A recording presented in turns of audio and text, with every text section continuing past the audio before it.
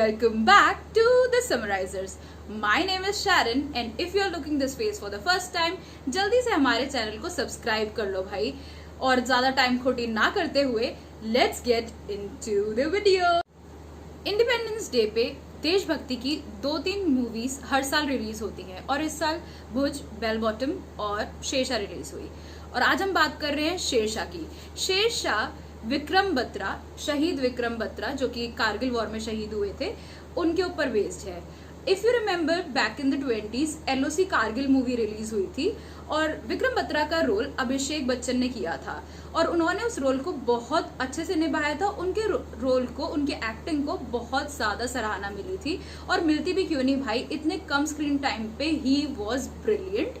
Also अब जिम्मेदारी सिद्धार्थ मल्होत्रा पे है क्योंकि शेरशाह में सिद्धार्थ मल्होत्रा विक्रम बत्रा का रोल प्ले कर रहे हैं और उनके ऊपर इतनी बड़ी जिम्मेदारी इसलिए है क्योंकि वो एक बहुत बड़े नाम को रिप्रेजेंट कर रहे हैं और थोड़ी सी भी गड़बड़ होती तो सब कुछ बिगड़ जाता।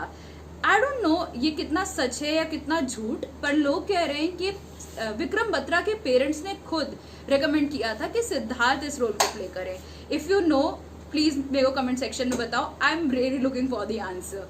इस बायोग्राफी में विक्रम बत्रा के कैरेक्टर को इतने अच्छे से डिपिक्ट किया है कि सिर्फ ये नहीं दिखाया कि वो सोल्जर कैसे थे या फिर वो ऑफिसर कैसे थे, दिखाया गया है कि वो एक ह्यूमन बीइंग कैसे थे, उनके family relations, friendship, love story, वो कितने अच्छी वाइब्स देने वाले इंसान थे, ये सारी चीजें दिखाई। लेकिन मेकर्स इस चीज में पीछे नहीं हटे कि वो सोल्जर कैसे थे, उन्होंने ये भी दिखाया कि वो एक बहुत ही बहादुर सोल्जर थे।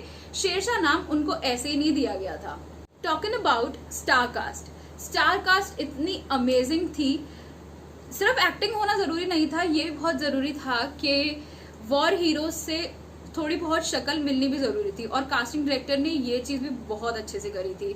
और अगर इतनी अमेजिंग स्टार कास्ट हो तो लीड्स को भी अपना रोल निभाना आसान हो जाता है। तो अगर आपको पता है कि किस ने कौन कौन से रोल निभाए थे और वो लोग कितना ऊंचा ओहदा रखते हैं तो आपको पता चल जाएगा कि भाई बहुत ही amazing work, amazing. Lead role में सिद्धार्थ मल्होत्रा एज विक्रम बत्रा बिल्कुल भी एक्सपेक्टेड नहीं था कि वो इस रोल को इतने अच्छे से निभा पाएंगे, इतना अच्छा इमोशनल कनेक्शन बिल्ड कर पाएंगे। लेकिन फिर भी उन्होंने बहुत अच्छे से अपने रोल को निभाया, बहुत अच्छे से डायलॉग डिलीवरी करी। फिर भी कहीं ना कहीं मुझे उनके मुंह से गालियां अच्छी नहीं लगी, बट उन्होंने अपनी तरफ से बहुत अच्छा किया। And many critics are saying कि ये जो रोल उन्होंने इस बार किया है वो उनके करियर के लिए टर्निंग पॉइंट हो सकता है। बात करते हैं कायरा अडवाणी के बारे में। कायरा अडवाणी डिम्पल का रोल प्ले कर रही हैं एंड जैसे कि मैंने बताया था कि विक्रम बत्रा की लव स्टोरी को बहुत अच्छे से डिपिक्ट किया गया है, तो कायरा अडवाणी को अच्छा खासा स्क्रीन टाइम मिलना तो लाजमी सी बात थी।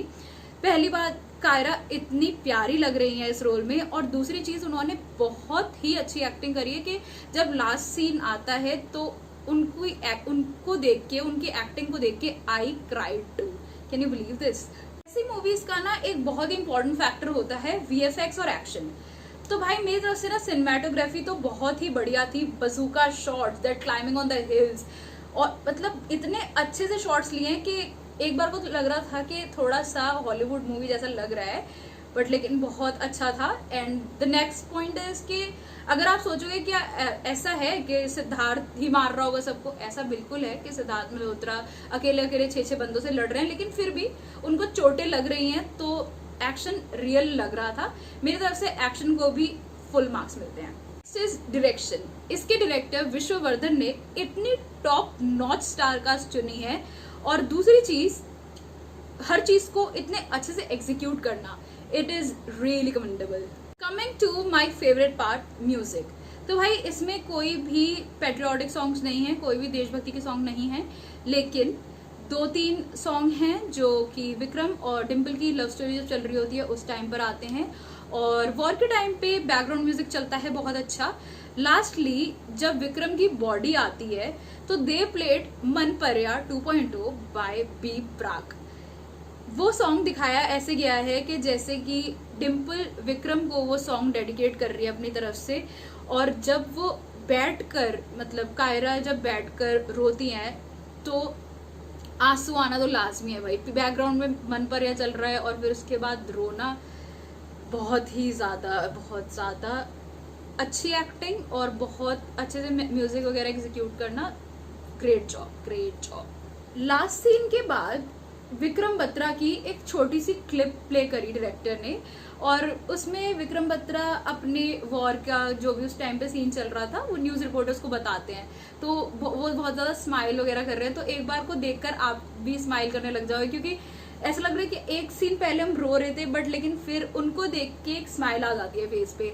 मोर ओवर डायरेक्टर ने लास्ट में जो भी रियल वॉर हीरोज थे, जो भी शहीद हुए या फिर जिनको भी इस मूवी में लिया गया है, उनकी रियल पिक्चर्स दिखाई और क्या क्या उनको गैलेंट्री अवार्ड्स वगैरह मिले, ये सब चीजें दिखाई। तो भाई रिस्पेक्ट देने की पूरी कोशिश की गई थी और वो कोशिश साकार भी हुई है आई थिंक। सो मेरी तरफ से इस मूवी को 10 on 10। अकेले बैठ के देखो या फैमिली के साथ बैठ के देखो, you would enjoy it. Her movie की तरह इसके भी शुरू के 10 मिनट निकालना मुश्किल होगा ही, बट लेकिन फिर बाद में जो इंटरेस्ट डेवलप होगा नजर हटाई नहीं हटेगी। तो दोस्तों आज के लिए इतना ही, हम मिलेंगे अगली बार। आप परंपरा को निभाए बिना मत जाना। Like, comment, share and subscribe, bell icon पे क्लिक, क्योंकि आने वाले के वीडियो के नोटिफिकेशन तो आपको चाहिए ही चाहिए ना। हम मिलेंगे अगली बार, तब तक के लिए tata bye bye, take care.